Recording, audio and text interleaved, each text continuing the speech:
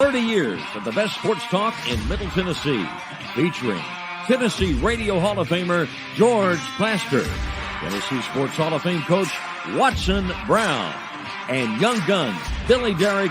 And now, here's your host, George Plaster.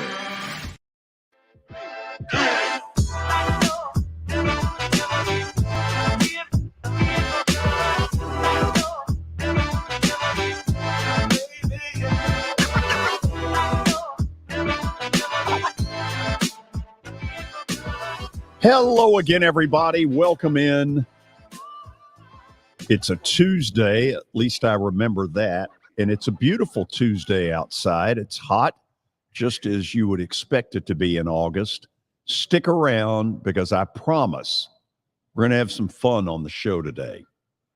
Let me, right off the bat, go to Murfreesboro and say hello to Mr. Kelly Holcomb. Kelly, how are you? I'm great, George. How are you doing? I'm good, Kelly. As you know, your behavior at times before the show can get a little bit unruly. Well, yeah. I mean, you got to keep it live. Mm-hmm. Are you going to garnish my wages? Is that what you're going to do? Are you going to find me for some of the things that I say? It's more serious than that. Oh, it is. Oh, it's considerably. Am I going to get called into human resources? Well, no. This is even worse. It's worse. Oh, it is. We have asked for assistance from the Metro Nashville Police Department. So I'd like you to say hello to Officer Garen Hoskins, who joins us at our broadcast site. He is prepared to basically say, any more of your crap, and you're out of here. Oh, man, I'm good. I didn't mean anything by it. I'm just talking. Sorry. Kelly, I don't know what to tell you. It's been a long time coming. Well, I don't know why you obviously don't know the guys you're sitting around. You're going to mess your reputation up with being next to George, and then Billy has no clue. So sorry. So here's the deal. As some of you know, a week from Friday, we're going to debut our Football Friday activities. And this is going to be in the first hour, very high school, well, in fact, 100% high school football. And the Metro Nashville Police Department has gotten involved as a sponsor. Officer Hoskins is part of what has become a very successful recruitment team that Chief Drake put together several years ago. We are thrilled to have you guys. And if you can arrest Kelly, hell, so much the better. Well, Kelly, it's nice to finally talk to you. Yes, sir. Sir, wow. I'll introduce myself. I'm Officer Garen Hoskins. I'm part of our recruitment team with the MNPD. We look forward to having a time on your show, on the George Plaster Show, for the next couple of weeks, traveling around to different high school football games and talking about the opportunities we have at the Metro Nashville Police Department and looking for the next generational officers. How about that? Nice. Yeah. Yep. So what would Kelly's bail be set at? I mean, you've heard some of the injustices that he has caused. Big bail, can he get out? And once we get him behind bars, can we lock him for good? Well, the investigation is still ongoing at this point. That's what they always say. We'll just have to hold on to what we have right now. So we're still waiting for some DNA evidence to come back. Oh, wow. You've gone to that level. I've done nothing wrong, George. I mean, good gracious. So what are you pulling me into all of a sudden? How do you plead? I'm not guilty. I think you'd be better off using this guy for a plea bargain. Oh, that's great. I love it. Let's see. We can get 4 in the picture, correct? No. Oh, this is a tragedy. Well, that's Billy's fault. There's no question. I was going to get Terry to vote against you as well. Let's get Terry in there real quickly. So Terry McCormick does our daily Titans update.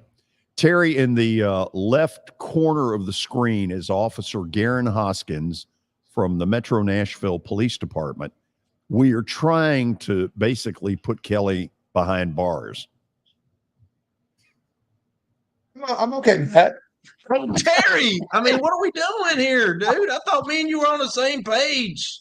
Same page. I mean, Terry looks like he's a crumpet and tea during whatever he's doing right now. I mean, I don't know. He looks relaxed in his house, ready to go. He does look I'm very. at my daughter's house. Oh, Just okay. chilling out. Okay. Hold on. We'll be back to you in just a minute. Thank you for voting the way we needed.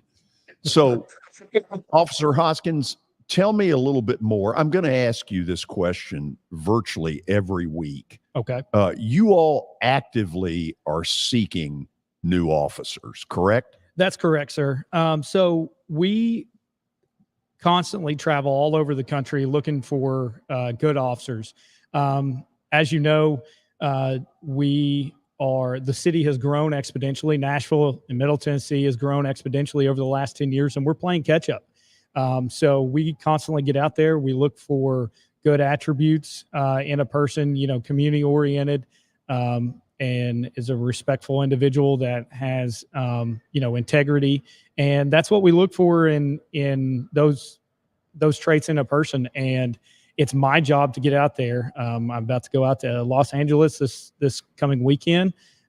So we travel all over, and this is one spot that I feel that we can reach a lot of Middle Tennesseans that can maybe feel that call of duty to serve in their community. Do this for me. First of all, thrilled that you are involved as we get started a week from Friday over at James Lawson High School. Please pass on my best to Don Aaron, who I used to work with years ago, and to Chief Drake and the entire department. You all have done a terrific job, and I hope people appreciate the way they should. Thank you for coming out here. And if you can take Kelly along the way, I can. It'll be a home run. I can if I need to. Do I have time to tell Kelly a quick story? Sure you do. Kelly, so I'll try to have her on. I have a good partner of mine. Her name's Officer Ashton Hill. She's also in the recruitment unit. And she grew up in Lincoln County, Tennessee. Oh, wow. Okay. And she went to your same high school. Wow. And she was telling me, she's a good gal. Yes, she is. She's good. She's a very good partner of mine. And I'll try to have her on the show at some point. Anyways, long story short, she was telling me a story about how she always used to remember she'd go in. There was a Hibbett's sports store in town. That was the place to get all your stuff, all your gear. Yeah. And she said she used to go in there every time and see a Kelly Holcomb Browns jersey every single time. And so I was like, isn't that funny? George, I had an autograph signing down there one day when I was playing at Hibbett Sports in Fayetteville. Well, look there. She might have been there. I don't know. What year? How old is she? What year did she graduate? She's my age. She's mid-30s. So I guess it would probably be 05, 04, something like that. Yeah, I'm not mid-30s anymore there, Officer Hoskins. I'm not that guy anymore. Oh, you're not going to call him what you call us. Yeah. No, I'm not going to call him a slap nuts. No. Officer, this is what we put up with. If on the way out you can serve the papers, please do. But more importantly, see you next Friday. And thanks for getting involved with us. Thanks. I appreciate it. That's Officer Garen Hoskins from the Metro Nashville Police Department. I guess this is Kelly, where I need to get legal and intro Terry. Yes. Okay. Here we go. Let's see if I can find what it is I need. Terry McCormick's Daily Titans Update is brought to you by Lori Burnett Leland. She wants to be your mortgage lady.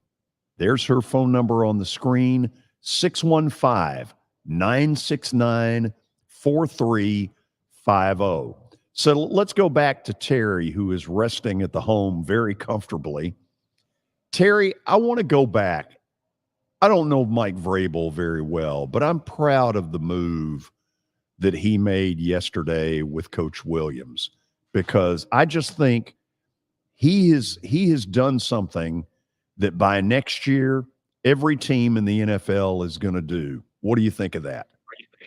Yeah, I think it's very innovative. I asked him, where did this idea come from? He said he just came up with.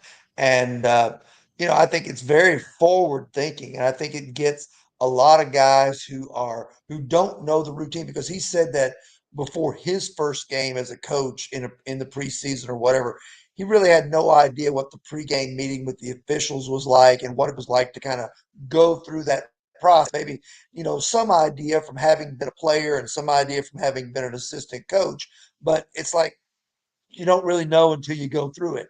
And by giving Terrell Williams the opportunity to do that, then he only enhances Terrell Williams' chances somewhere down the line to maybe be a viable candidate to be a head coach somewhere.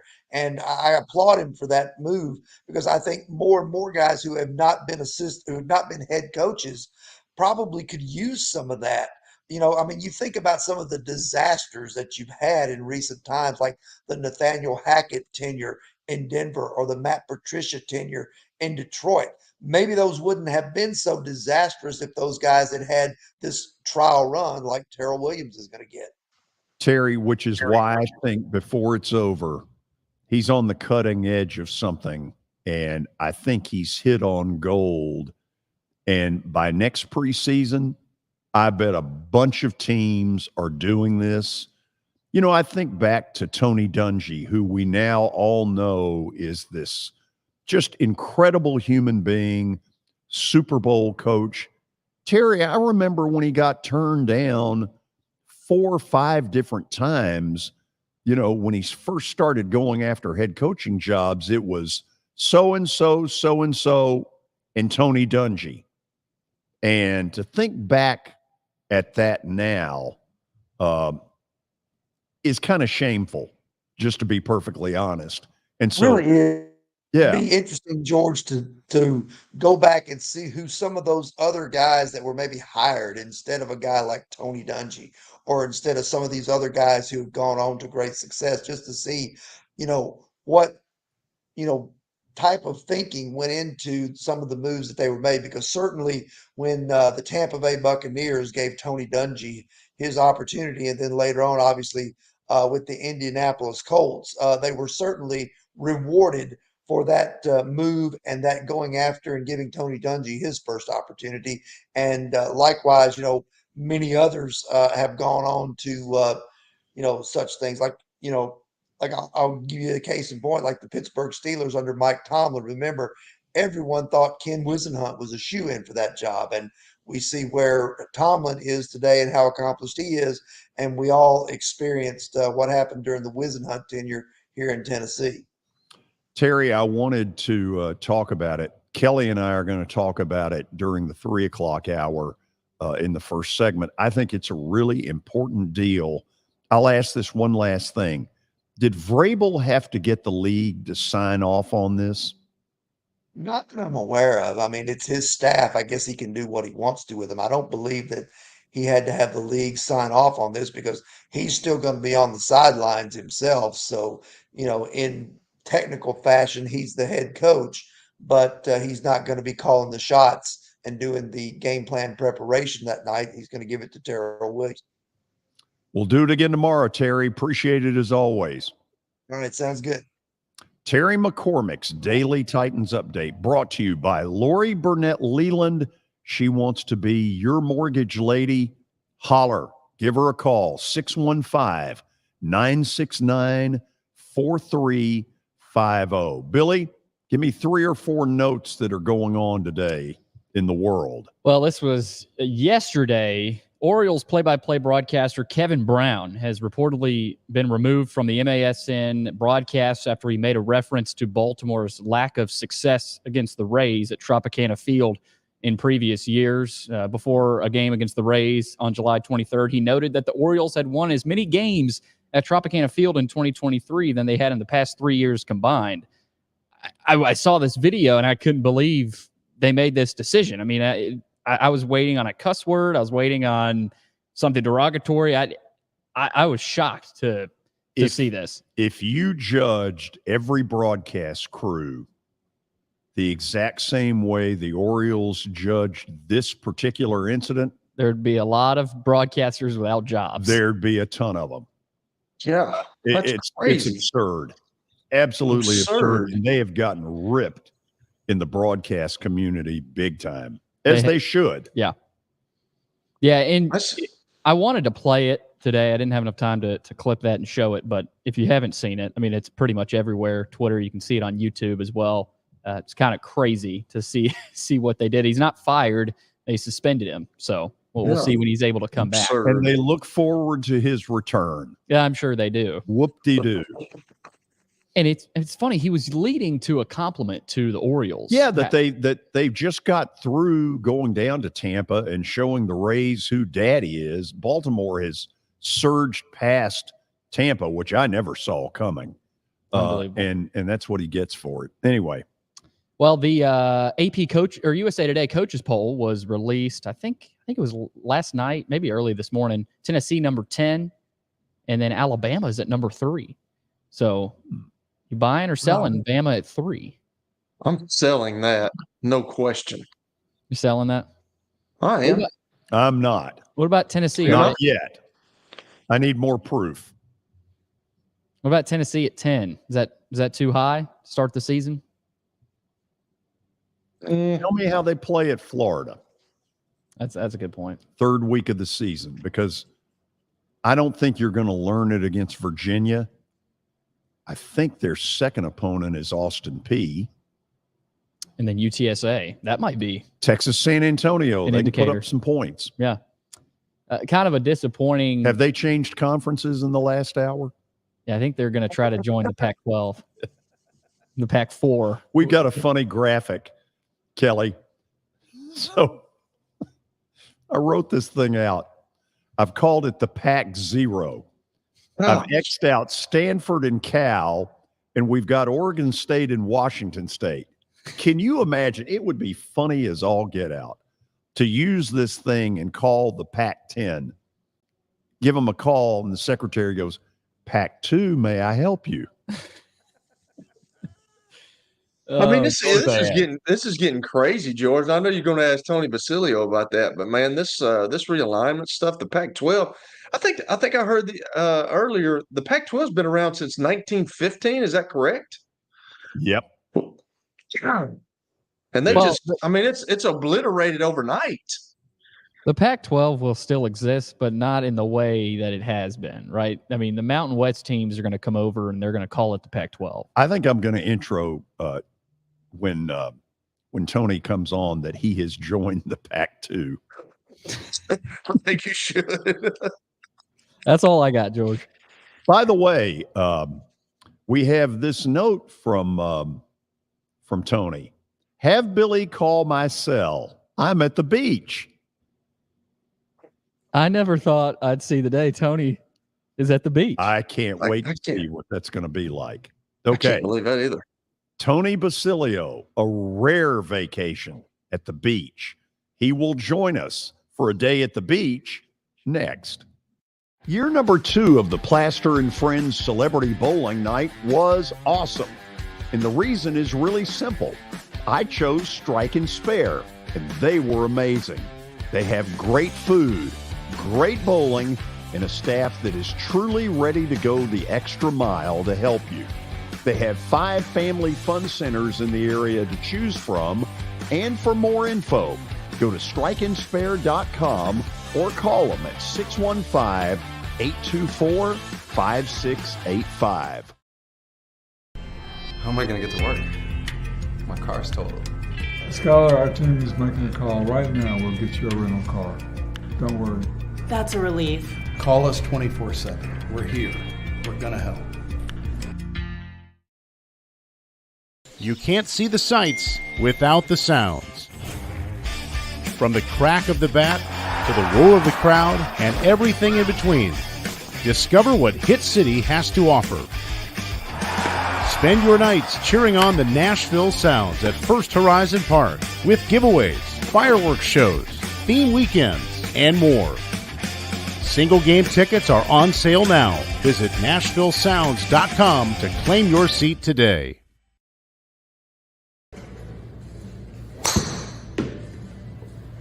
So who said I can't be a golfer? Well, you know what? This is X Golf, located just down the road from the Fordyce Center in Bellevue. This is fun. It'll improve your golf game, and you need to stop in and check it out. 8138 Sawyer Brown Road, and who knows, I may get to 200 before it's all over.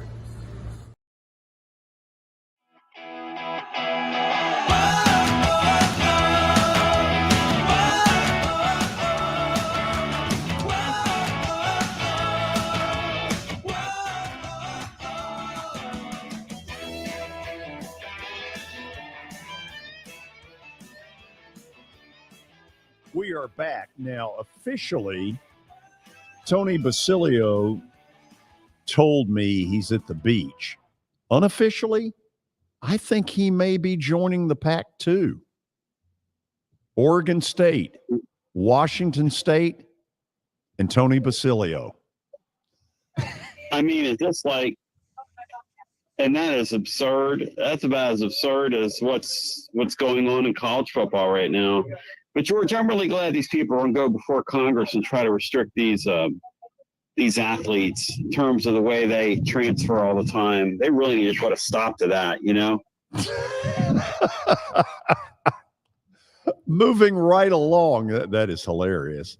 So when does this guy who runs the pack, whatever number you want to, fill in the blank, when does he hold the press conference to say, I'm going to state the obvious, we're dead? I mean, in this day and age, you really even need to say that. Or he could always be like that guy Baghdad Bob and say, hey, nothing to see here. We have a robust league. We're going to join up with those other Mountain West teams we've always had our eye on. I've always had my eye on Air Force. I've always had my eye on San Diego State, Utah State. The Mountain West has long been a dream of ours. Here's one that comes out of the clear blue in all this mess. And it's just me being sort of the dreamer. Do you think there are college ADs, presidents, commissioners who deep down privately are saying to themselves, if we could snap our finger and it all goes back to before Texas and Oklahoma, how many of them would snap it and say, that's what I want? There's no question about that. But what the SEC did is they destabilized everybody. And George, the SEC doesn't care. You and I both know that. SEC got theirs. The Big Ten got theirs. I love that the ACC is going to grab those two teams out there that belong supposedly in the Big Ten for academics. And the Big Ten could have cared less about academics when it came to expanding. Pretty great, isn't it, George? It's a proud moment for the sport. So let me ask you this, because I have not been a big fan of Sankey on this. And I realize there are a lot of people that say, George, you're just not being realistic. But was there ever a moment where Sankey said to himself, oh, yeah, we'll be a lot better off, man. We'll be incredibly strong with Oklahoma and Texas. But the amount of damage that we do to the sport will be so great that we're not going to do it? George Sankey and those presidents. I like the reporting that's coming out right now about, because this is illustrative of what we're dealing with in major college sports. Top people have no honor. It's all about money. 1,000% about money, and that's all it's about. And to pretend otherwise, you're fooling yourself. Look, if you're listening to me and you're one of these people that pays thousands of dollars into the system, understand something. All these people care about literally is your money. That's it. And I'm not downing people that pump money into the system, but understand this, that the Danny Whites of the world, that's all, and I mean these modern day guys, and ladies, it's all they care about. I love the fact that the president of Washington State or their chancellor gave an interview and said, Thursday night, we were all unified. It was a unified front. And then Friday, we got the news that everybody was pulling out. I mean, they're sitting around a table, George. And then we come to find out that the Apple thing was never really on the table. It was just discussed. Basically, that commissioner out there was just blustering the whole time, like a GM trying to bait somebody into making a trade with him for a damaged player. And television looked at their conference and said, without USC, without UCLA, no thank you. No thank you. Tony, near the end of his life, one of the funnest things that I got to do with Coach Newton, when he would come to town, we would go to dinner, and there was a third party, and this Mike Petroni, and we would debate some of the craziest stuff going on in college athletics. And he used to love this because I'd come out of left field with something, and he'd, tell me I was crazy, and he loved that. But I do believe that back then there were some CM Newton types who would have said, whoa, hold on a second. Yeah, this is good for us, but it's horrible for everybody else. And I'll admit, I'd love to be able to bring him back right now and have that dinner where I could ask him, where would you stand in all this? Tony, in these 30 plus years that you've been doing this, do you think there are people that you covered, that you got close with, who would have had that same attitude of, yeah, it'd be great for us, but it kills everybody else, so we're not doing it?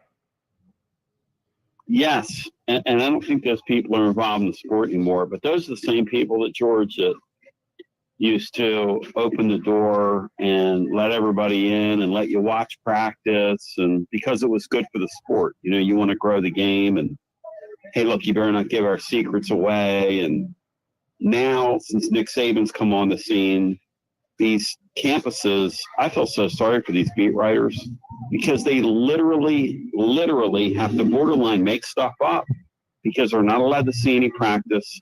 Look, college football has needed a commissioner for 20 years because left to their own devices, these conference commissioners will eat each other because there's no honor among thieves. People say, well, Greg Sankey's a really good guy in real life. Sure he is. When he puts that SEC commissioner hat on, he might as well be Attila the Hun because he could care less.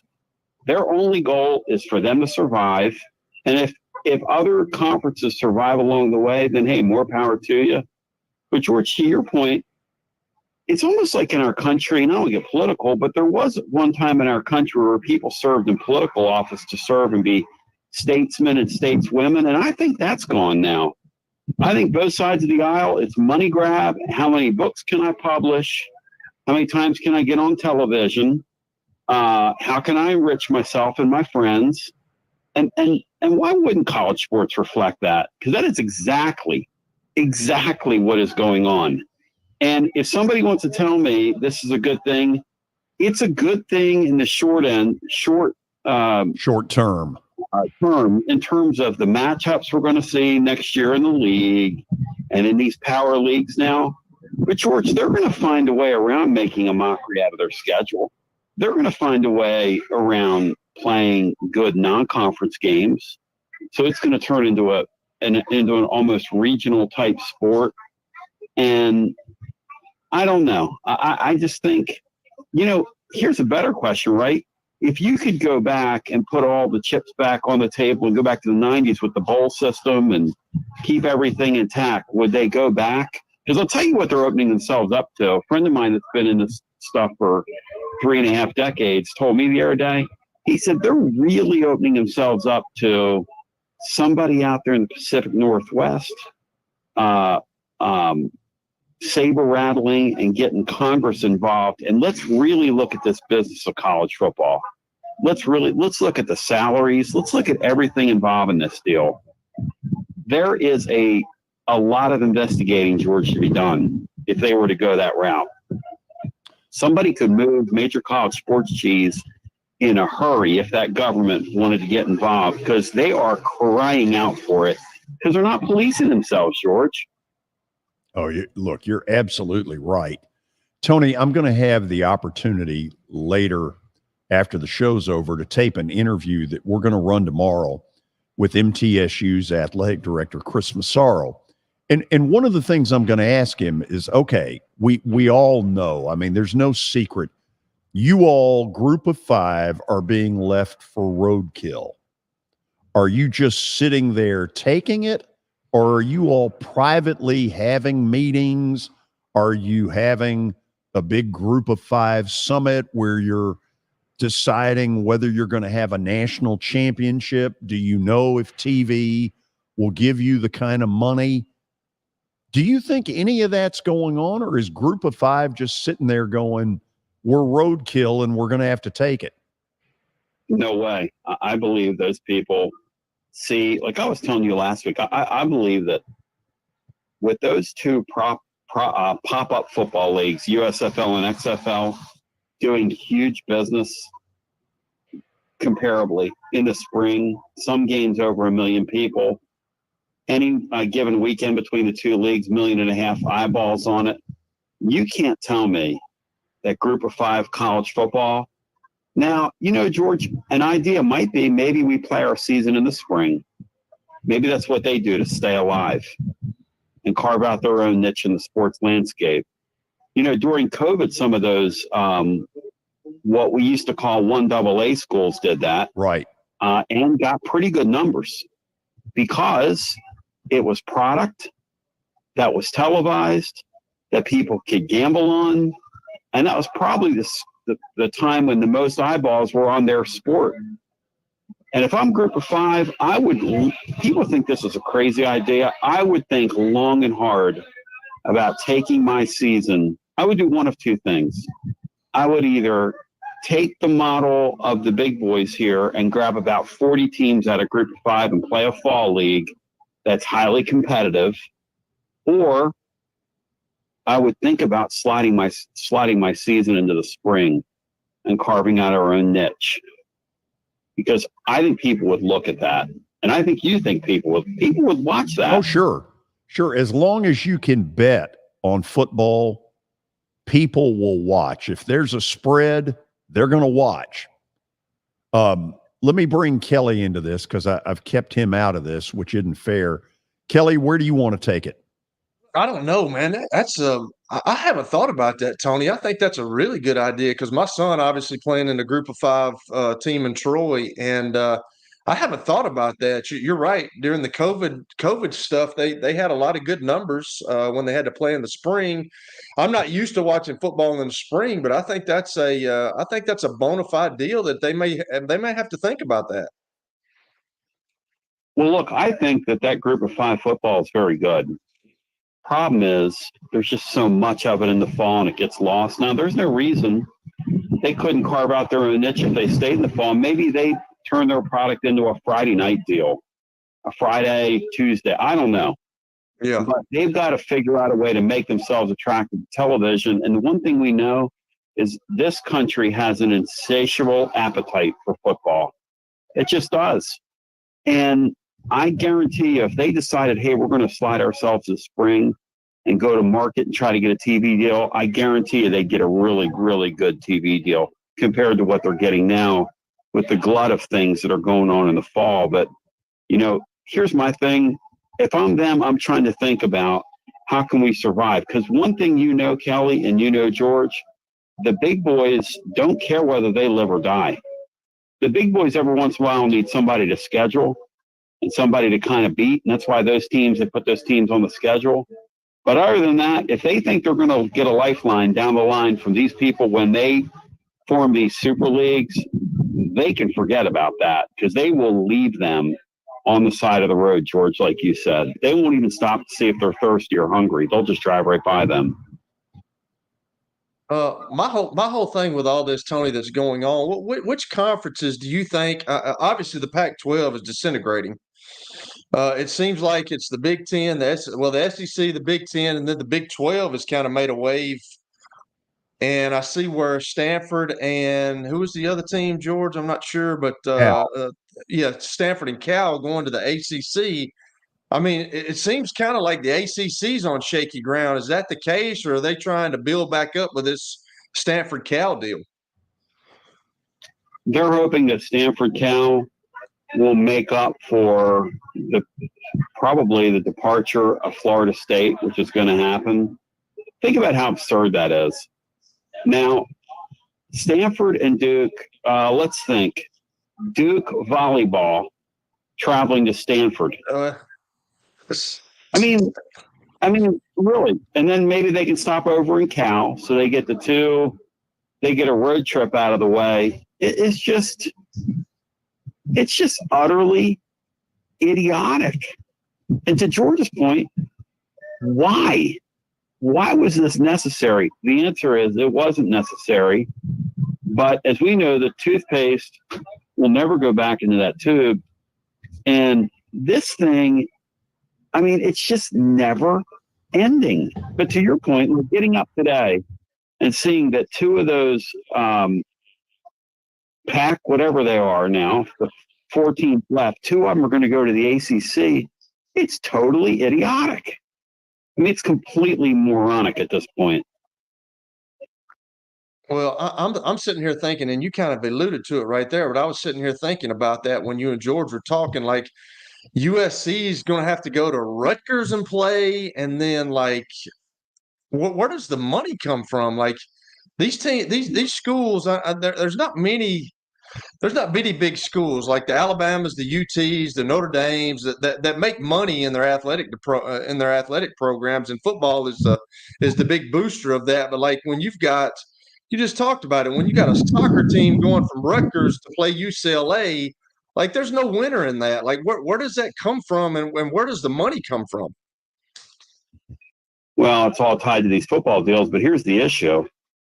You're on many of these cases, you're dealing with land grant universities who have pulled literally the plug on their citizenry and said to a good swath of the country, screw you. We're either going to destabilize you.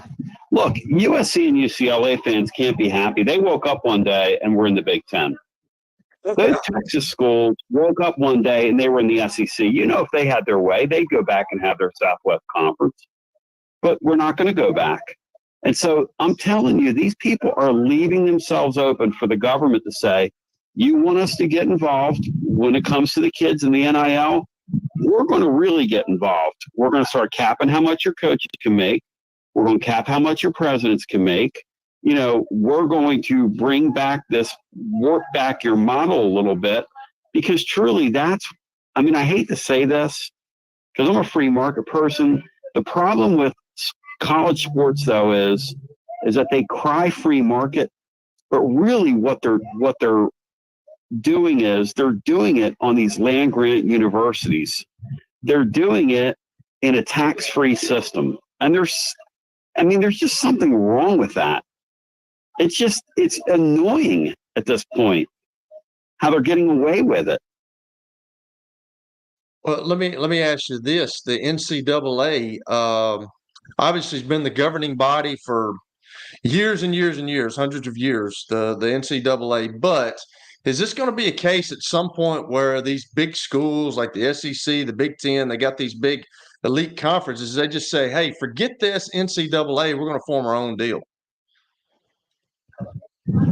Well, I mean, that is what it's coming to, because at some point, see, they've already left these little conferences behind, or schools.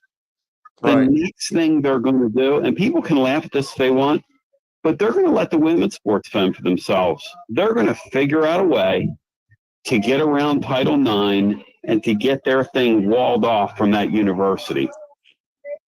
But the federal government subsidizes all these colleges.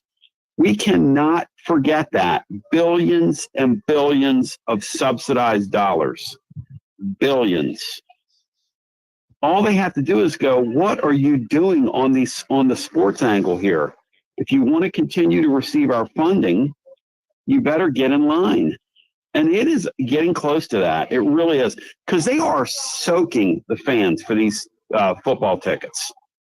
You know, that's the other thing. Here you've got all this money coming into these big institutions.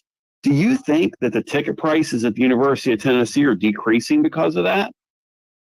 Absolutely freaking not. No. They're gouging people. They are hanging there for somebody to get involved in it. They're begging for the government to get involved in this deal. Because again, the governments underwrite a lot of what goes on these college campuses. They just do. That's the reality of it. Hey, Tony, let me butt in here for just a second. I want to get your opinion on this. Number one, do you think North Carolina is headed to the SEC? And if there were a vote of the conference schools on North Carolina, how would Tennessee vote? I think it would be near unanimous. Hard to say what Tennessee would say, simply because it would be like asking me what I thought Florida would vote for in terms of Florida State. If the league had a chance to get Florida State, here's who I think the league desires. The league desires Florida State, Clemson, and North Carolina. And you can put it in any order you want to put it in. But those are the three schools that the SEC has its eye on in its next round of expansion. And who the fourth becomes to make the 20-team Super League, your guess is as good as mine. But I think that will be the SEC's, I don't want to say next move, but I think one of their potential power moves is grabbing Clemson, North Carolina, and Florida State. And George, I think that enough of the league would vote for it that North Carolina would comfortably receive an invitation to join the league. If you had to guess, does that happen this month? No, I think for the Southeastern Conference, the best thing right now, in terms of the people I talk to, they've got a huge TV deal that they're only splitting 16 ways. Right. Let the ACC play it out. Let them sit over there.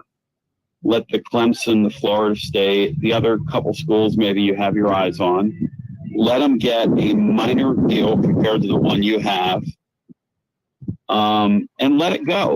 And then when one of those schools gets jumpy enough that they're going to pay their own buyout in the form of that grant of rights, in the form of hundreds of millions of dollars, which, by the way, that's how much money is out there that they can afford to do that. No kidding. I mean, think about how just crazy all this is.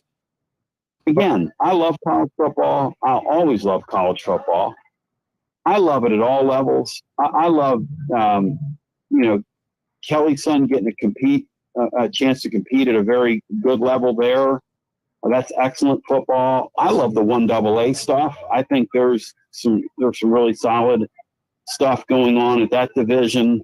But the major college football in some of these leagues, they just made a mockery of this thing. And I really feel bad for all those fans in the West Coast, even the ones that have quote unquote been saved, because they've been totally displaced by this deal. It's really, I mean, I can't imagine. George, can you imagine what it would be like to wake up as a Washington fan today and realize that all the rivalries you grew up with from the time you were knee-high to a grasshopper, the time you can remember sports, are gone. Are all out the window now? They're just all gone, like it never existed. It's pathetic. It never happened. It is disgusting. It really is. I mean, when you stop and then think about the poor Washington State fan base. What did they ever do besides show up for football games and love their team? Really? What did they ever do? They're now a group of five. They just don't know it. That's all they are. It's exactly what they are. Kelly, anything you want to end with, or we'll go ahead and end it here? No, it's just crazy. I just want to reiterate what Tony said. I mean, this stuff is crazy. I mean, is it like a deal where, and another thing, Tony, is this like where Florida State gets antsy and says, hey, we're going to the Big Ten, and then maybe the SEC steps in and says, well, we can't let them do that. Is there a situation like that? Maybe them or Clemson says we're going somewhere else, and they to me they're SEC material. They're here in the South. North Carolina is too. Maybe Miami. But like if a team like Florida State comes out and says, "Hey, we're leaving to go to the Big Ten," is that when the SEC steps in and says, "Wait a second, we got something for you," or does that happen? See, I think that you hit the nail on the head. The thing that really trips the wire here for this league is when they find out the Big Ten's coming into their footprint. Yep. The last thing they want is the Big Ten in the South. The SEC eventually wants to hold the Southern teams day one, and they'll let the Big Ten play on that Midwestern, Eastern, Western corridor. But I think they covet and want the Southeast, especially the teams that we were talking about. And the big three right now are North Carolina, Clemson, and Florida State. And as you said, Kelly, Clemson and Dabo Swinney, that guy is just a slick guy. I'm sure he's a person of faith and all that stuff, but down through the years, they were getting their ball players, Kelly, any way they could. Come on now, let's get real. All that talent they have on their team. Come on now. Come on, let's get real. And Clemson fans don't want to hear that. They'll say, "Oh, no, we're different. We're the – come on now. You guys were NIL-ing it before there was a term, so give me a break." And the truth is, going back to the Danny Ford days, that's the Clemson way. That is the Clemson way. So – they've always operated like a Southeastern Conference team.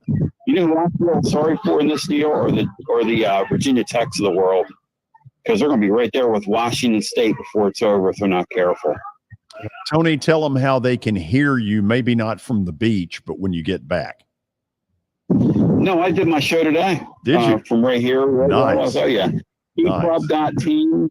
Again, tclub.team. George, I'm that guy that takes a vacation and works on his vacation, which my wife says you are the most healthy person I've ever met. So she's right. She's absolutely right. Thank you as always. You guys have a great day. Hey, thanks for blessing me. Thank you. Take care. Tony Basilio joining us from Knoxville. We'll get more into this fiasco when we come back. As the trusted premier custom home builder in Middle Tennessee, Donnelly Timmons has over 20 years of experience in the industry. Whether you're looking to build your dream home or renovate your current home, their team will ensure that every client and every remodel is unique, luxurious, and completed on time within budget.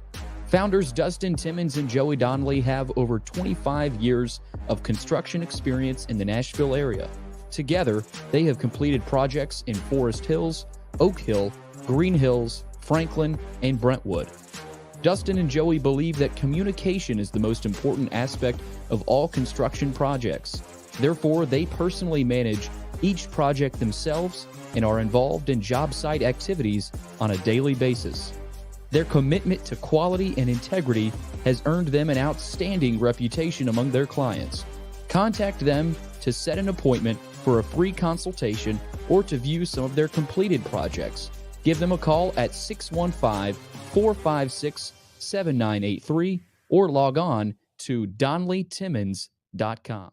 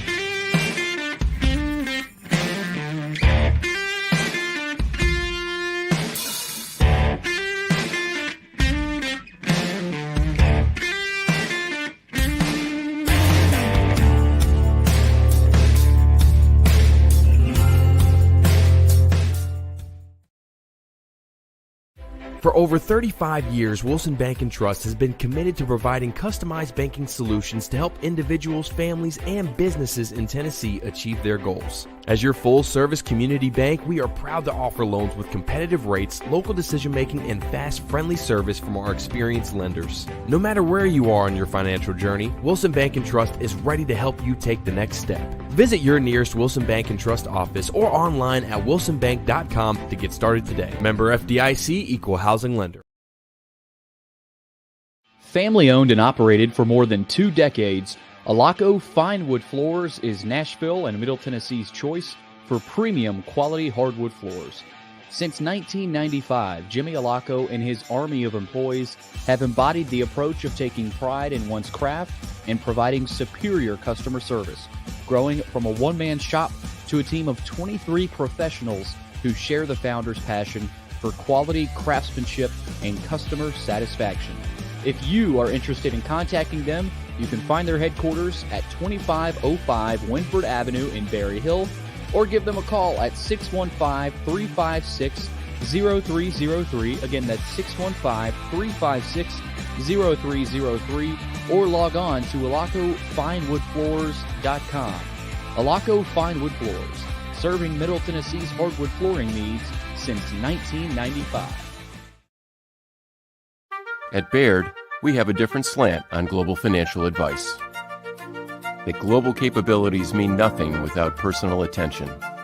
We have investor relationships in 35 countries and market expertise in over 40 industry verticals, all to help make the most important investment connections of all, yours. Global financial advice with a client-first approach. It's the shape of things to come. Discover the Baird difference at BairdDifference.com.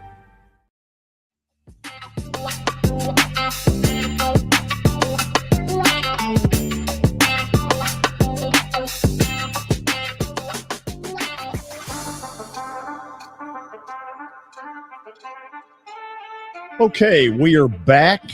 I keep checking the phone to see if Hawaii has signed up anywhere. It's pitiful. Billy, people are asking questions. They are. We've got, well, more so comments. We got a big, long comment here from Flavius Smith on Facebook. He says, Flavius.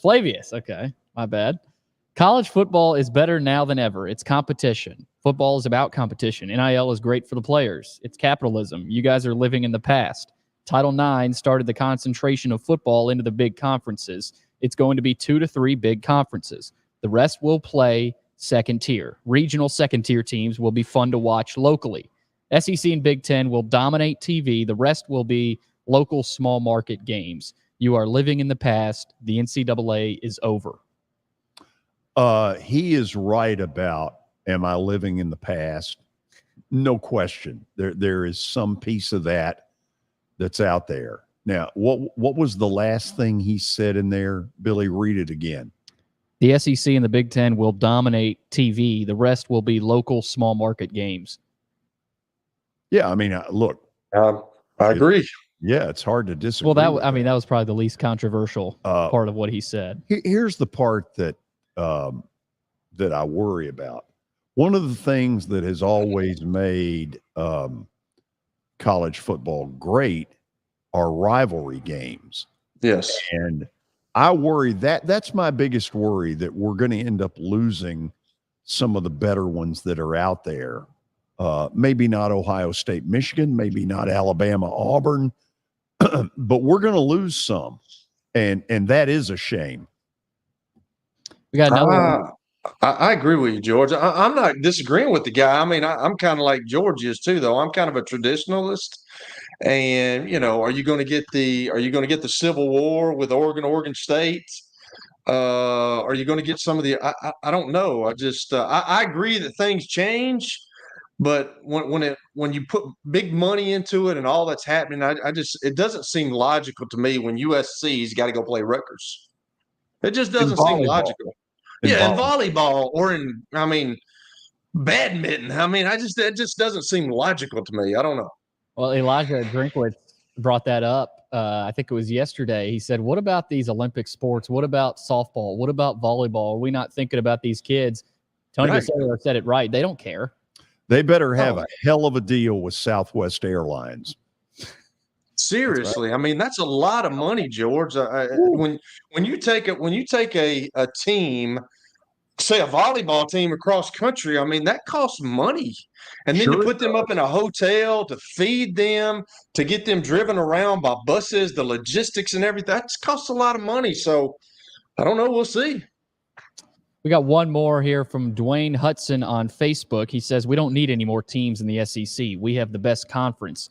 We don't need Florida State, North Carolina, or Clemson in our conference. Okay.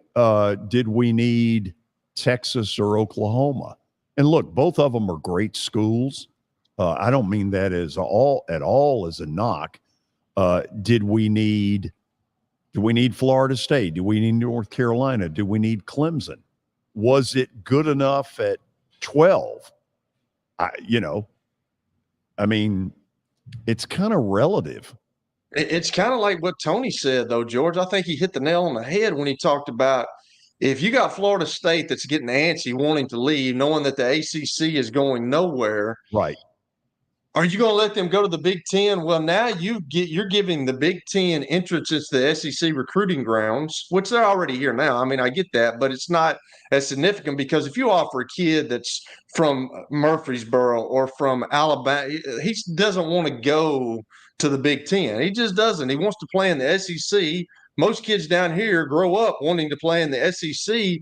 Now you're giving those guys, because now they can go to Florida State, be in the Big Ten, you're giving them an entrance into your recruiting ground down here. So I just don't think the SEC will ever do that. I think if it gets hot and heavy, I think they're going to come out and they're going to say, hey, we're going to talk about bringing these teams that make sense to come in our league.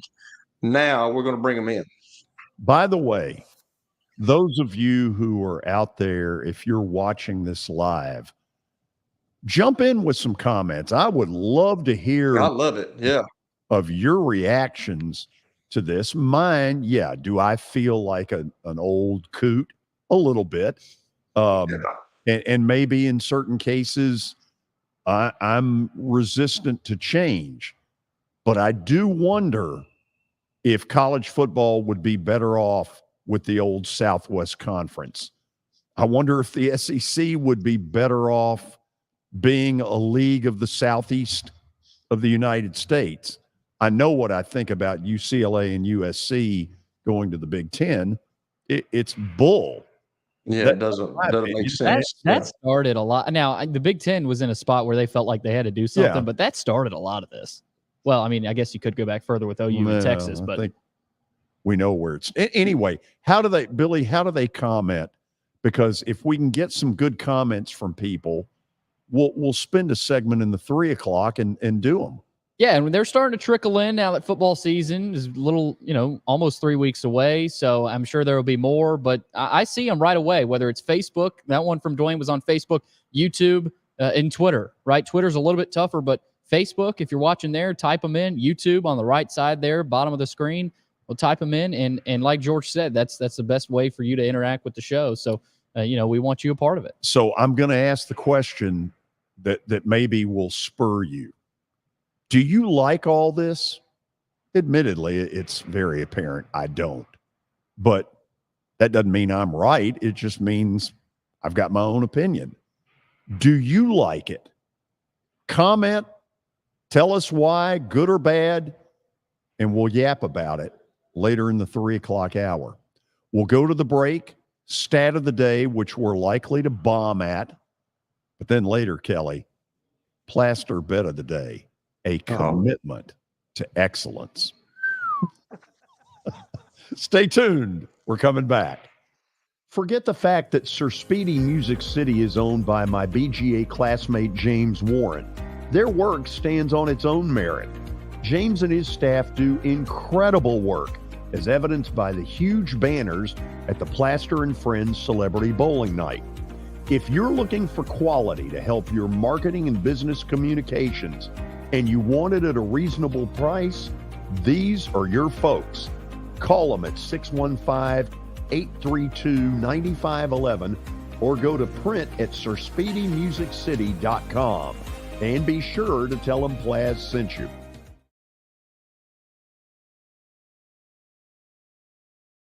Hey, thank you for meeting with me today. The insurance company has made an offer. Already? How? They've offered you the entire policy. Thank you, Blair.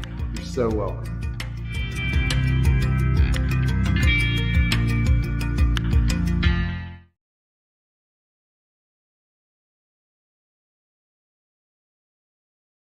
Convenience and value, two words that we expect when we do business. Our goal at JHA Company is to deliver just that, both to our school partners and to our customers. Whether you're purchasing photos, yearbooks, class jewelry, letter jackets, school spirit wear, or senior graduation products, we strive to make the experience easy, convenient, and cost-effective. Find out more at jhacompany.com or call 615-867-6345 for more information. JHA, one source, one company.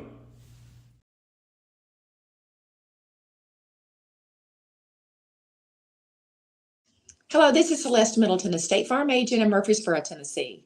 I want to help my neighbors and local businesses be proactive and assess their risk before something unexpected happens. We want you to have a thorough understanding of your coverages to have the best protection when you need it. We can create a personal price plan for you. Our team has over 70 years of experience helping people in Middle Tennessee. We have an awesome team with integrity and provide honest and prompt communication, and we love what we do and genuinely care about everyone we work with at our office.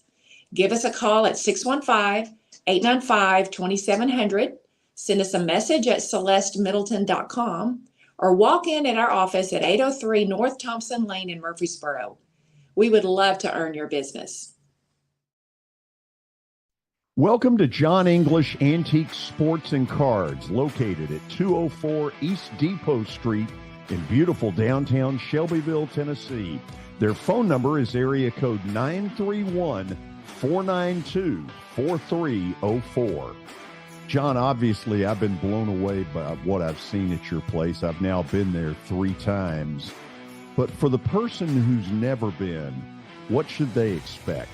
Well, we have a 3,000 square foot store, George. Half of it is vintage cards in all sports, and then half of the store is, a lot of people call it the museum, where there's a lot of early equipment and just the history of sports in general: baseball, football, basketball, golf, tennis, and other items. When somebody comes in there that you know is a big sports fan, what is their normal reaction? Well, I think that they're pleasantly surprised, and of course, being in Shelbyville, Tennessee, which is a small town that you would never expect a shop like we have to be in. So they're kind of, I don't want to say blown away, but as I said, pleasantly surprised.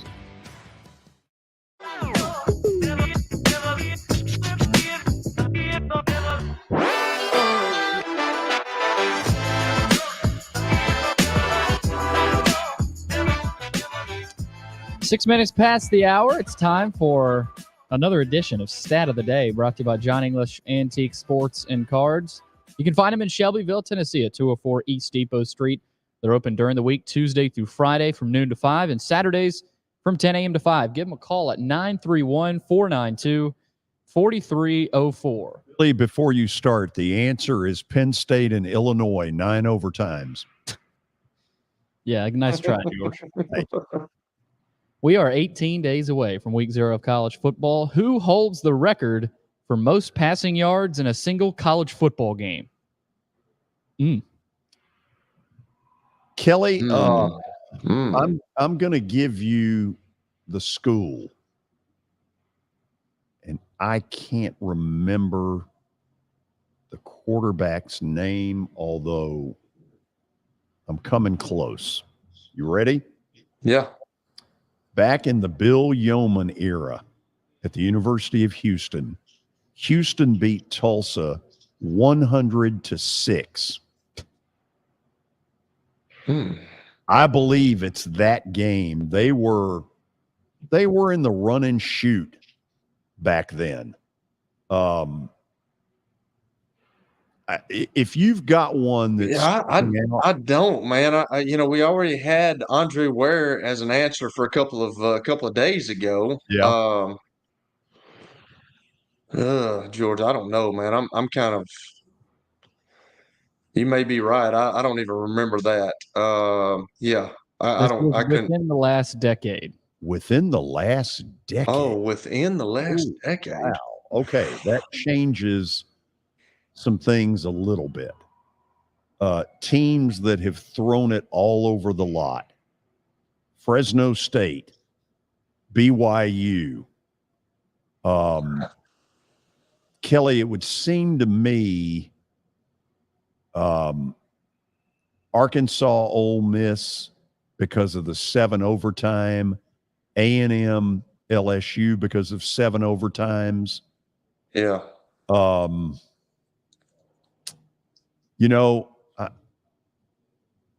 Wow.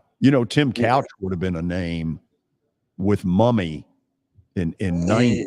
Yeah, but Timmy's not in the last decade though. So it is in the last decade, Billy. Yep. What conference, Hoss? Give us a hint. Dollar friend. Big 12. That's the last hint. Big 12 would be Texas Tech. Patrick Mahomes, Texas Tech. I don't think it's Mahomes. I think it's Patrick Mahomes. Yeah, there you go. I was thinking Patrick Mahomes. He threw for 734 yards. Was that in regulation? I want to say, yeah. Good. Really? God. That's amazing. Well, first of all, he was 52 of 88 with 5 touchdowns and an interception in a losing effort against Oklahoma in 2016. And Kelly, one of the things that goes on when you throw that many passes, you normally don't win. Yeah. Well, you normally don't win, but the benefit is if you start out with a ferocious pass rush against you, by the time you've thrown it 88 times, they are gassed. They're done. I mean, and that's why a lot of these teams come out and throw those. I remember the offensive coordinator at Middle was telling me this a couple of years ago when I was doing the radio. He's like, we like to throw those bubble screens and throw those wide receiver screens out there because we get those defensive linemen running and we get them tired out. And then we can do what we want to with them. So that's, you're right, George. But 734 yards in a regular season game with no overtime, that's kind of crazy. 88 passes with only 1 interception. That's unreal. And at the time, not a lot of people knew much about him. No, they knew more about the fact that his father was a baseball player. Was a Major League Baseball player. I remember the dad. Yeah, I think the kid turned out okay. He did. He's done pretty good. He's done pretty good for himself. Okay, so we have gone off on our little tangent, if you will, about expansion, and clearly one of us, actually 2 of us, don't really like it. But we have asked for some of your responses to this question: do you like all of this? Or do you not like all of this? And tell us why. We start with the Parker family on YouTube. They say traveling to away games is going to be impossible for other conferences. The SEC footprint is too large. I can't see myself going to Austin or College Station from Knoxville. That's 12 plus hours. It's interesting. That's actually the shorter of the other conferences. I mean, Knoxville to Austin, that's not an easy trip, but it's easier than all the way across the country. Knoxville would be about 13, 14. Yeah, like I'm just you got to think it. You got to start thinking about that. Like the fans, like if you're USC or UCLA in the Big Ten and you've got a away trip, that's across the country. Any away trip that you go to is across the country. Then you get Penn State. Then you get Rutgers. Then you get all those ones that are on the East Coast. That's just I don't know. I think the fans are the ones that are going to miss out as well. I really do, George. Kelly, here is where I think some of the conferences are going to try to go. Okay. The Big Ten knows it's got a big travel issue. So, by the way, their postseason basketball tournament will now take 3 weeks. Try doing 18 teams in your postseason basketball tournament. But I would assume that what they're going to do in football is try to divide up into 2 separate deals, and the ones closest the pods, geography pods. Yeah, the closest ones to UCLA and USC. They're going to try to move all of them where that's who they play. Yeah, I mean, I get that, but it's still a ways away, George. You go Iowa, Nebraska, you go Minnesota, Indiana, maybe that's in the Midwest. I mean, I don't know, but you said to Lexington.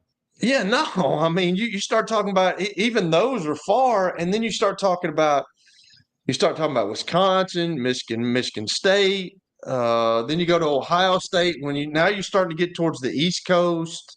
It's just a lot. I understand, and I understand that there's going to be change. I'm talking to the guy that told us.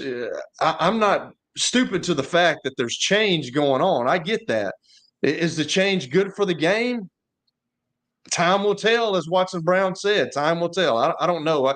It just seems to me like if some of these schools get into it, like say Washington and Oregon get into it, and Oregon's got all kind of money with Phil Knight and the Phil Knight show out there. But like, are you going to get into it and say, golly, we're losing so much money every weekend? We're having to go this and that and this and that.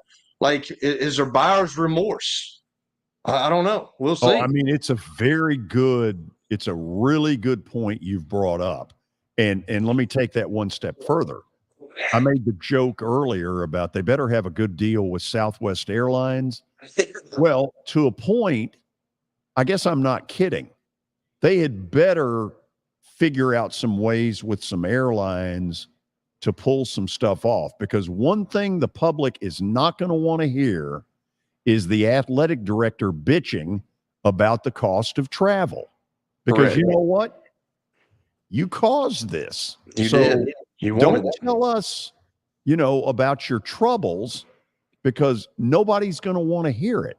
Now, how they get around the whole Title IX kind of stuff, and send USC to play Rutgers in volleyball, by way of covered wagon.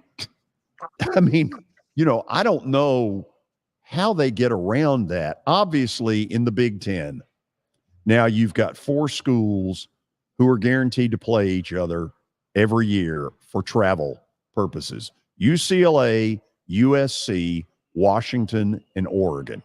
You can take to the bank they are going to play each other every year. Every year, yes. And you know who's going to have the largest say in who they have to play of those teams are the big boys, Ohio State and Michigan. I guarantee you they're not going to travel to those 4 teams as often as the Illinois and the Nebraskas and the Minnesotas. You can absolutely you can take that one to the bank. You sure can. Now we're not going out there and we're not playing all 4 of them schools, and it's just not going to happen. Yeah. We've got a comment here from Sean Robeson on YouTube. The SEC is the most dominant conference by far. I'd want them to get North Carolina, Clemson, Florida State, and Miami to lock up our tradition of winning at the highest level. Everyone else won't win anyway. Thoughts? I mean, those guys, those make sense, though. All 4 of those teams make sense. They're Southern teams, so I'm getting that. We're kind of talking about like the Big Ten just going and ravaging everybody from all over the place. I mean, those teams make sense in the Southeastern Conference. I get that. I mean, they're not that far away, but like the other ones, it's just a middle. I don't understand it, but we'll see. So let's go somewhere that Tony sort of led us to, because I mean, we've all figured out the top 3. Forget what Sankey said at SEC Media Days. I think we all know this is a fluid deal that could change by tonight. Yep. Probably not going to, but it could. Right. So it's pretty easy to say the SEC will want Florida State and Clemson. They just make a ton of sense. Right. To me, it then comes down to North Carolina would be third on that list. And help me with this. Is it a race to the wire between Virginia, Miami, maybe Virginia Tech? I would say, if you ask me of those three, I would think you would want Virginia Tech. And that's kind of crazy to say because I think Miami, with all the history of Miami, but Miami's not the same program as it was back in the 80s and early 90s. It's just not the same place. So I don't know. Virginia's been down for a while. I just don't see Virginia. I think Virginia Tech would be the more suitable team to come in. But if you're asking me, I think North Carolina, Clemson, Florida State, Miami would be kind of the blockbuster deals to go in. And you talk about this, George, like say if something happened tonight and you talk about Greg Sankey saying, well, we want 16, we're going to keep it at 16. But say Florida State starts dabbing and stuff tonight, right. I guarantee you tomorrow, I mean, the SEC would be full force, full-fledged into this. Because Absolutely. It just means more. It just means more. So you all raised a really good point about, first of all, I don't pay any attention to what he's saying as far as the press conference at SEC Football Media Days. He has had the upper hand all along, and when he struck gold on Oklahoma and Texas, it gave him a leg up on everybody that really nobody could catch, because those are two absolute college football blue bloods. The Big Ten then did the best damage control they could do at the time, UCLA, USC. But the fact of it is, it's not Pete Carroll's USC, and who knows what brand of UCLA it is. It's certainly not John Wooden's. So, I mean, the SEC's had the upper hand, and it's not all because of Greg Sankey. So I guess what I'm saying is, do I believe what he said? No, I do not. I don't either. Like we said, if something happens earth-shattering tonight or tomorrow or the next day, I promise you the SEC is going to get into it because they don't want the Big Ten down in the southern part trying to recruit. I know they do it, but it's just they don't want that. So if one of these teams decides to take a hiatus and say, hey, we're leaving, I promise you the SEC will be in there. Got another one from the Parker family on YouTube. On top of that, there should be more geographical integrity in non-conference scheduling as well. Tennessee could schedule MTSU and Memphis more, maybe in App State or Virginia Tech again. I think that's a good point. Oh, in your non-conference, if especially for if you're in the ACC and Cal and Stanford are coming in, make it easier for your non-conference because you're probably going to be traveling out west. Well, okay, let me take this a little bit closer, okay? Do I think it's absurd that Vandy and Middle don't play every year? Yeah, I do. Over the years, who do I think's been more at fault for that? I think it's Vandy. And I don't really understand that because at the same time that they were acting like Middle was some sort of a disease, they were willing to play Tennessee State. If I remember correctly, they played in Eastern Kentucky at one point. Anyway, all of these schools have needed a little bit of a wake-up call. Vandy lost to Middle 3 times in a row. I did one of the games when Jay Cutler was at Vandy, and they got a field goal blocked at the buzzer. And for a Vandy fan, it was tough. But it was also 41,000 in that stadium, one of the most electric atmospheres I had ever been. And here's a bulletin. The sun came up the next day.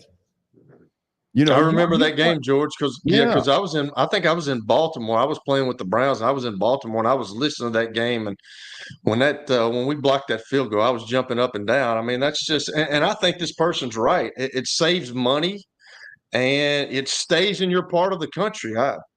it's just going to be interesting to see where all this ends up, where all this lands, because I'm just not sure. And I'm going to say it again. Watson said it yesterday. Time will tell. Now, here's the part of this, Billy. What was that signal? George, that's talk within the studio. That stays Was it really? That stays in the studio. Okay, come on. Well, I didn't see it, so I don't know. Here's one thing about where we're going with all this. Come Saturday morning at 10:30, nobody can screw this up. Exactly. There is an excitement level about knowing that you're going to sit in front of your television for 12 hours with two different TVs, popcorn over here, soda over here. That will never change. They can't screw that up. No. But Sunday through Friday, boy, I don't know. I wonder. But on Saturdays, the world is right when college football is on. When football season comes around, man, you just can't get enough of it. You can't wait till 11 o'clock when those games start. You get to see you get to see Kirk Herbstreit and all the boys that morning at 8. They do a really good job with that stuff. It's just the ones it's that they haven't fired yet. That's right. It's become an American tradition, that's for sure, and that's kind of what it's become. It's bigger than ever. And I just hope they're not going to screw that up. But all this other stuff, man, is kind of on shaky ground to me. After the break, we will get Kelly's opinion on something that Mike Vrabel has done that I think is gold. Stay tuned. Year number 2 of the Plaster and Friends Celebrity Bowling Night was awesome. And the reason is really simple. I chose Strike and Spare, and they were amazing. They have great food, great bowling, and a staff that is truly ready to go the extra mile to help you. They have 5 family fun centers in the area to choose from. And for more info, go to strikeandspare.com or call them at 615-824-5685.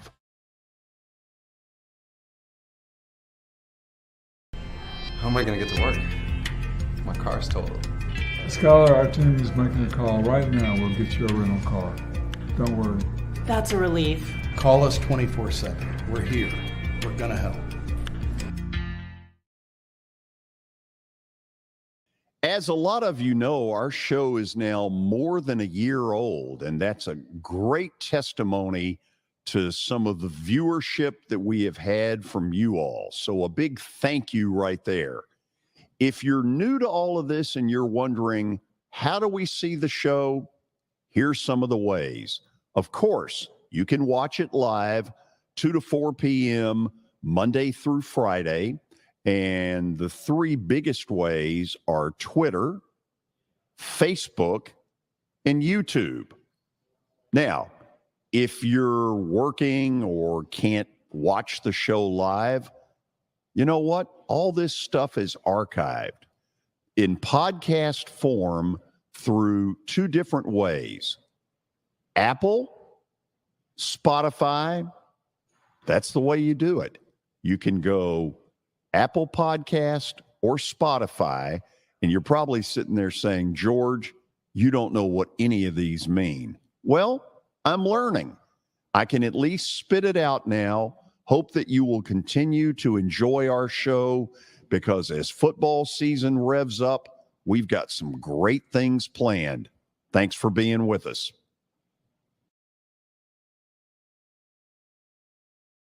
You can't see the sights without the sounds. From the crack of the bat to the roar of the crowd and everything in between, discover what Hit City has to offer. Single game tickets are on sale now.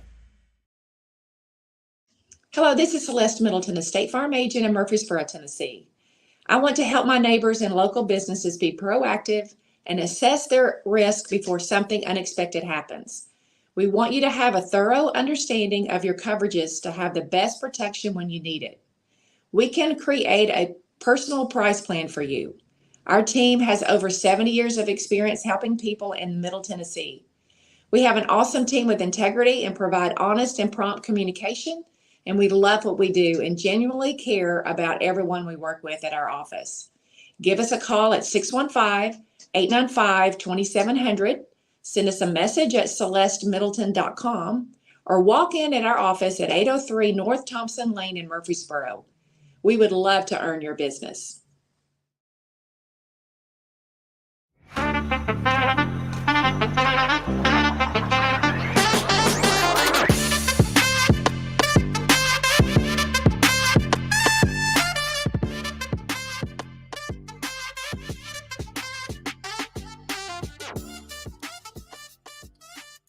So that picture right there is Titans defensive line coach Terrell Williams. And yesterday, Mike Vrabel put it out there that he is going to allow Coach Williams to be the head coach for the preseason game Saturday at Soldier Field when the Titans take on the Bears. I happen to think this is a stroke of brilliance. First of all, you would have to be blind not to think that minority coaches have had a very difficult task over the years reaching the head coaching level. Some have been brilliant. Some have been duds. It's just the way the cookie crumbles. But when Mike Vrabel made this decision, Kelly, to me, I think he hit on something, which is, I'm not going to relinquish being a head coach, but at the same time, these are games that will give the minority coach the opportunity at something better than what he had, which is the ability to see how this really works. I really agree with you, George. When Terry brought it up the other day, I was quite shocked. I'm like, wow, I haven't thought about anything like that. And I don't know if anything like that's ever been done. Obviously, this is kind of a trailblazer act by him. And I think you're probably correct as saying that other coaches next year will start doing that. I can remember my good friend and a former Vanderbilt guy, David Culley, who got the Houston Texans job, and I think he got a bad deal. Yeah, total shaft in that whole deal. But don't feel sorry for Culley because he got paid quite a bit of money. Good for him. He got all that money. And I talked to Coach Donnelly the other day, and he said he's playing golf, Kelly, in Houston. So I'm like, you know what? He's trying to get his golf. He's trying to get his golf thing down. I've seen him at Vandy the last few practices. I think he's helping out a little bit over there. Yeah. Yeah, but Culley, you couldn't ask for a better guy than David Culley, and he'd been in the league for so long. He'd been under Andy Reid for so long. I got acquainted with Culley when I went to Tampa Bay in the Sam White era, and such a great guy. And I think you're right, George. I think minority coaches have had a difficult time of getting to that. Now, I wanted to ask Terry about this. Like, what does that consist of? Is he going to be the coach through the week, or is he just going to be the coach? Like, is he going to talk to them before the game, kind of motivate them, kind of get all that stuff done? Is he just going to be the coach for the game? Like, what all does that curtail? Does that curtail like the traveling plans? Does that curtail what is that? I'm not sure. Go ahead, Kelly. The way I've read it, it sounds like it's a Friday on to noon on Saturday when the game starts, and then obviously he'll make coaching decisions as well. This just seems like, first of all, I would love to ask Vrabel, did you come up with this on your own? Did somebody sort of give you, because to me, this is brilliant. It really is. It's a good move on his part. Yeah, it really is, because when you become a head coach, I'm sure he had some difficulties. We've all been in it before. But like if somebody asked me to do an itinerary now, or to think of all the things that are going on, or to organize meetings, or to do things like that, I mean, this is giving him a good front row seat, because when you are a head coach, or when you are a position coach, you sit in those meetings, but you don't think about what the head coach has got to do. You know what you've got to do. Or if you're an offensive coordinator or a defense coordinator, you know that you have to organize all that stuff, but it's different being a head coach. And you talked about going at the midfield, meeting with the referees and talking about certain situations of the game, or maybe you've got something in the game that a couple of years ago, Bill Belichick had a crazy formation where one of the offensive linemen moved out and he was on the ball. That makes him not eligible, or running back. I forget what it was, but things like that you want to discuss. And if you're a new time coach and that's the first time you ever do that, that's kind of the experience that you need. So I think this is a really good move on his part. I think it gives that guy a lot of experience going forward. And it certainly gives, like Terry said, it gives him a heads up on maybe get into the head coaching realm, and maybe people talking about that next year just because of what his head coach is allowing him to do this coming up weekend. Now, I've got no proof to this, so nobody hold me to this, but it's a copycat league. It's a copycat world. My gut feeling is by next preseason, you'll see probably half of the NFL teams with the head coach doing this, whether it's for a minority coach or somebody that he feels is the next in line to get into a series of interviews. Definitely is a copycat league. I can remember being in and we were watching film, and one team had success against this defense by running this play. And I do remember Butch Davis talking about, if you don't piss out that fire, then everybody in the league is going to keep doing it. So you get other ideas from other coaches. This is a huge idea that people are going to get from Mike Vrabel. Now, I don't know if it'll be half of them, but it could be. It could be the whole league next year try something like that. And it could be where the higher ups, the Roger Goodells, get into it and say, hey, I like what Mike Vrabel just did. How about let's start instituting that with every team? I can see something like that happening, George. So, first of all, kudos to Mike Vrabel on a terrific idea. Something got brought up earlier, and I want to say this right. Nathaniel Hackett a year ago looked badly overmatched. Looked like he had never even come close to understanding what being a head coach was.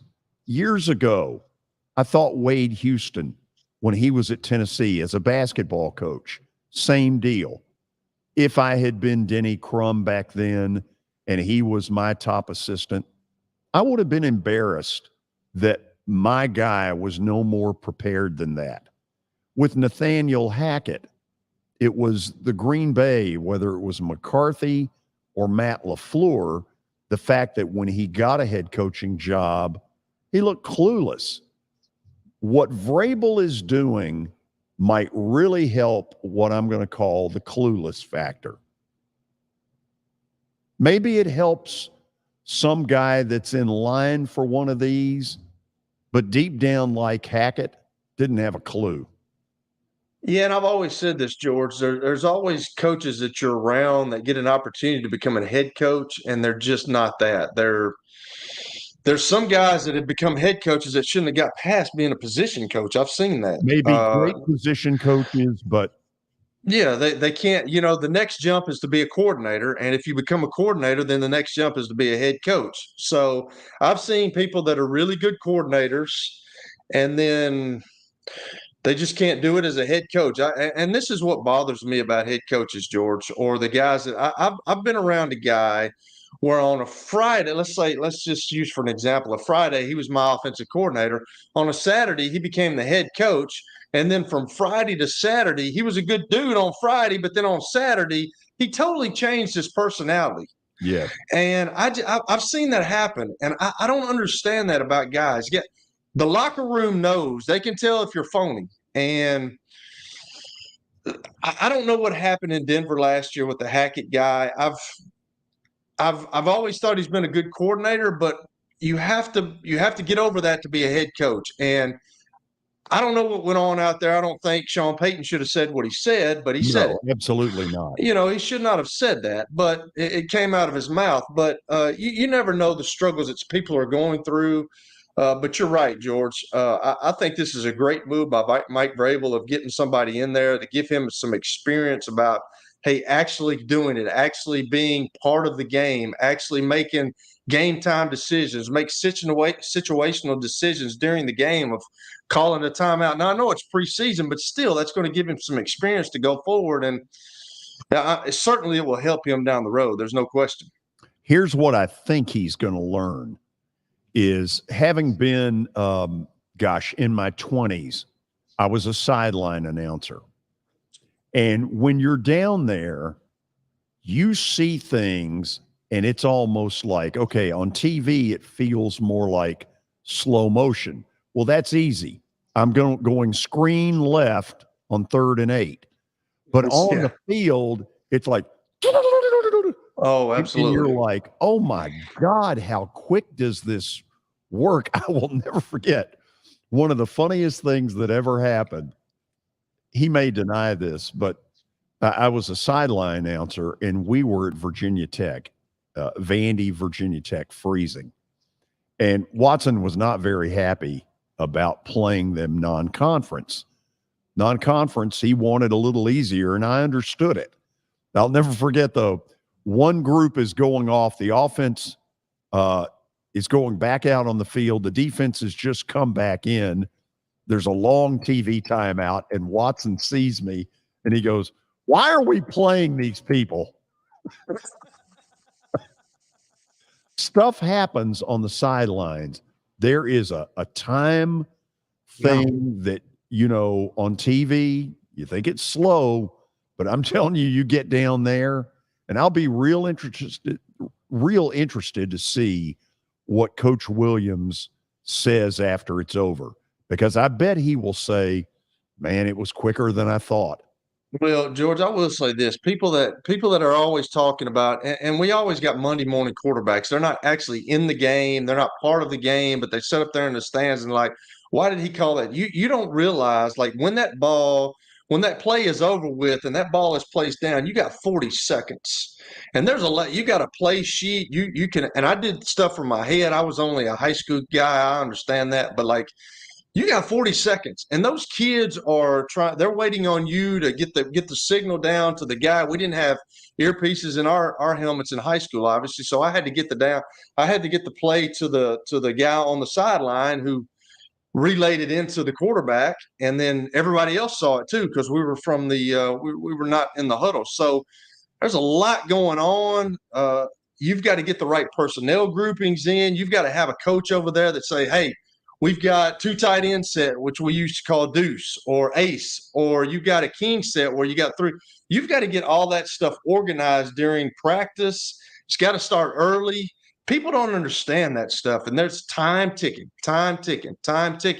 And that'll give him a great, absolutely. People don't understand that. And I'm sitting up here, I'm from Fayetteville, and it's hard sometimes for me to even talk and for me to get a play out that's got 7 to 10 words in it and get it to the guys on the field. That's not an easy thing. So when people start talking to me about, "Hey, that guy sucks calling plays," well, have you ever done it? Okay, well, if you've never done it, why don't you sit over there and be quiet, because you don't know how hard it is. It's easier. You screen left. Yeah, I wish it was that easy.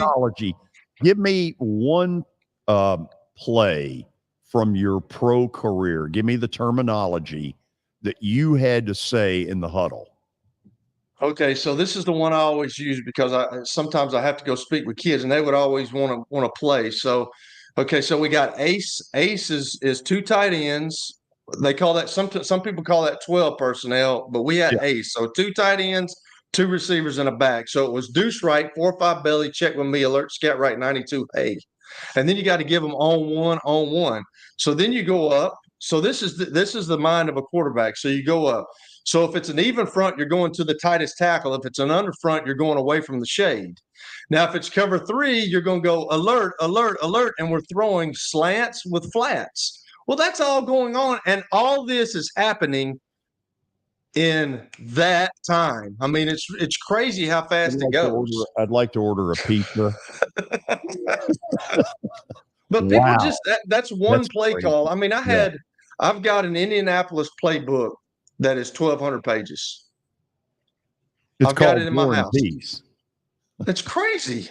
Bring it out tomorrow. We may need to see.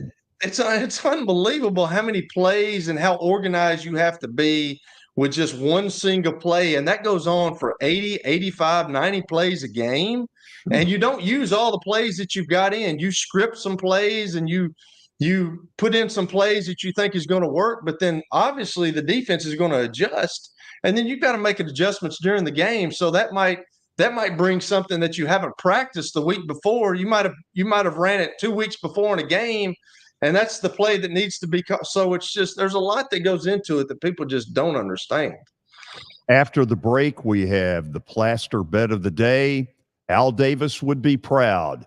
We have a commitment to excellence. Nice. I like it. As the trusted premier custom home builder in Middle Tennessee, Donnelly Timmons has over 20 years of experience in the industry. Whether you're looking to build your dream home or renovate your current home, their team will ensure that every client and every remodel is unique, luxurious, and completed on time within budget. Founders Dustin Timmons and Joey Donnelly have over 25 years of construction experience in the Nashville area. Together, they have completed projects in Forest Hills, Oak Hill, Green Hills, Franklin, and Brentwood. Dustin and Joey believe that communication is the most important aspect of all construction projects. Therefore, they personally manage each project themselves and are involved in job site activities on a daily basis. Their commitment to quality and integrity has earned them an outstanding reputation among their clients. Contact them to set an appointment for a free consultation or to view some of their completed projects. Give them a call at 615-456-7983 or log on to DonnellyTimmons.com. For over 35 years, Wilson Bank & Trust has been committed to providing customized banking solutions to help individuals, families, and businesses in Tennessee achieve their goals. As your full-service community bank, we are proud to offer loans with competitive rates, local decision-making, and fast, friendly service from our experienced lenders. No matter where you are on your financial journey, Wilson Bank & Trust is ready to help you take the next step. Visit your nearest Wilson Bank & Trust office or online at wilsonbank.com to get started today. Member FDIC, Equal Housing Lender. Family owned and operated for more than 2 decades, Alaco Fine Wood Floors is Nashville and Middle Tennessee's choice for premium quality hardwood floors. Since 1995, Jimmy Alaco and his army of employees have embodied the approach of taking pride in one's craft and providing superior customer service, growing from a one-man shop to a team of 23 professionals who share the founder's passion for quality craftsmanship and customer satisfaction. If you are interested in contacting them, you can find their headquarters at 2505 Winford Avenue in Berry Hill, or give them a call at 615-356-0303. Again, that's 615-356-0303, or log on to alacofinewoodfloors.com. Alaco Fine Wood Floors, serving Middle Tennessee's hardwood flooring needs since 1995. At Baird, we have a different slant on global financial advice. That global capabilities mean nothing without personal attention. We have investor relationships in 35 countries and market expertise in over 40 industry verticals, all to help make the most important investment connections of all, yours. Global financial advice with a client-first approach. It's the shape of things to come. Discover the Baird difference at BairdDifference.com. Hey, thank you for meeting with me today. The insurance company has made an offer. Already? How? They've offered you the entire policy. Thank you, Blair. You're so welcome.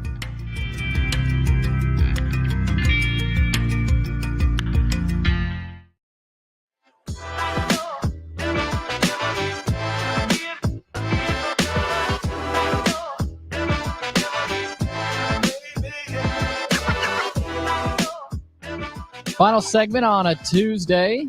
It's time for Plaster's Bet of the Day, brought to you by Bart Durham Injury Law. Give them a call at 615-242-9000 or log on to bartdurham.com. Kelly, George is still rolling. I don't know if anything can stop him at this point. Don't say that, Billy. I mean, just because you're there and just because he's the director, nobody cares. Live him up. He's 12-4. He'll go on a losing streak here shortly. When is this losing streak going to happen? It's going to happen. It'll happen. It'll happen during football. It's going to happen. You are such a hater. 12-4. Don't be a hater. Instead, not- accentuate the positive. How many people could do this? There's a lot of people that can do this, George. Really? Yeah. Well, they're charging. I'm not. This is free.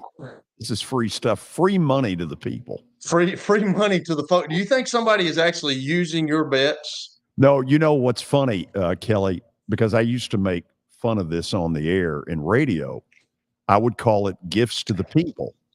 And so a guy called in one day in my radio life and said, I really enjoy that segment you do. And I said, well, thank you. And he goes, oh, yeah. He goes, the minute you come on with those, he said, once it's over, I call my bookie and then I go the other way. And it's worked out quite well. Fade George. Yeah. It's great. I can see that, George. So here's what we got, Kelly. Milwaukee. I'm doing this because Milwaukee is clearly better than Colorado. But when you start putting minus a run and a half in, it's a much dicier proposition. And so this bet that I've put out there, sorry about that. Broadcast excellence. Yeah, broadcast excellence. In lieu of that, we'll just do what we do every day. It's a pick 'em. Milwaukee minus a run and a half is dead pick 'em, but they're at home. Colorado's pitching sucks, and Colorado's a team you want to bet against as much as you can when they get away from Coors Field in Denver. George, this is what I want to ask you. Like you and Danny have talked about Colorado, and you the majority of the time. Does anybody want to play in Colorado? Hitters do because their numbers get inflated. But they've never had pitching to go with it. No. But here's one that's a concern. I think Nolan Arenado is a terrific player. In Colorado, I believed he was the most underrated player in baseball. But since he's gone to St. Louis, and this has really surprised me, he has not been nearly as good. Now, he's still a fine major league player, but he's not at Nolan Arenado Colorado level. And trying to figure out if a player is simply a byproduct of Colorado or really that good, sometimes it's really hard to judge. Anyway. Really? Yep. So that's kind of a special place out there. Yeah, thin air, ball travels like crazy. You know, a lot of games where you get 20 runs scored. It's a hard place. I wonder if baseball knew then what they know now. I don't think they'd have come to Colorado. Yeah, that's kind of where I'm getting at, because it's a great place to live. There's no question about that. It's a great place. But like, just listening to you, like, who wants to play there? Beautiful park, great fans, really tough place for a pitching staff. Man, you talk about butchering a bullpen. If you're in Colorado and when they go on the road, good luck. They die. Do they have to overpay pitchers? It's gotten to a point they can't get them. Oh, gotcha. They just can't even get them. Yeah. Ellie, we're done. I'll be 13-4 tomorrow. Okay, we'll see. Go Rockies. Go Rockies. Behave. Back in the borough tomorrow. Kelly doesn't know that. I'm going to call him and give him the good mind. news. That's right. See you tomorrow.